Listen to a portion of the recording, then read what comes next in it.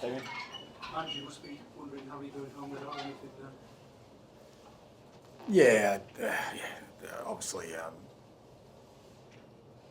very similar, I guess, to our first sort of away game where, you know, we controlled it for the most part, nullified most of the threats that, you know, Newcastle have. I mean, it's obviously a difficult opponent here at home. You know, the crowd created a pretty strong atmosphere for the home side, and little things go their way. But I thought for the most part we handled that really well, and then gained the ascendancy in the game. And you know, we just needed to kill it off, and we didn't. And disappointing second goal. I thought we switched off a little bit, but the game should have been well over by then. So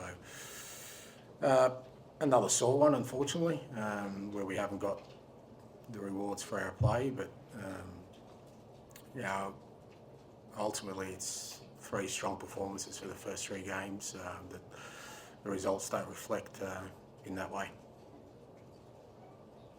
So many balls kind of whipped across that 6-yard box. Was this a game where you were really missing in actual strikers?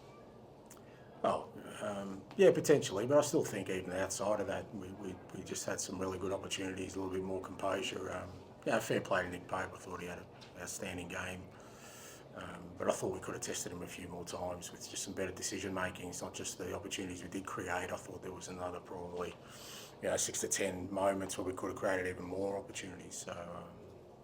So yeah, and like I said, that's been a sort of a constant theme for us that we're trying to sort of break through. Dragusin today? Yeah, I thought it was good, Radu. You know, it was a great opportunity to expose him. I mean, he's only 22. He's still a young man in terms of, you know, especially for a defender. And I thought exposing him to this atmosphere and the particular threat that Newcastle posed with Sarr up front, he had to be, you know, really concentrated. I thought he was. I think, you know, he's going to play a big part in our season. I think him coming through that, you know, sort of that whole experience will set him up well. Hi, can I just ask about why you decided to take off Sarr at half-time and bring on Brennan Johnson? I think because Pepe had been booked, and like part of his game is just really sort of stopping the opposition. And on the flip side, Lloyd Kelly had been booked as well, so I just thought Brennan coming on and sort of running at them.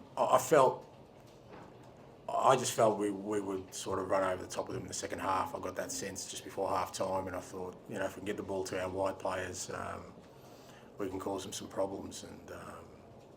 And it did. It worked out that way, but like I said, we just didn't take advantage of it. Well, there's a lot of shots from outside the box. Is that something you instructed your team to before the game? No, when the opposition's defence so deep, it's pretty hard to get in there. They've got, you know, 10 bodies in there at times. Apart from Isak, everyone else is kind of in there. But, you know, we kind of worked our way into that area pretty well. But there was other times where we got even closer to goal in the box, and like I said, we just lacked a little bit of composure, which sometimes our positioning was off where we should have been.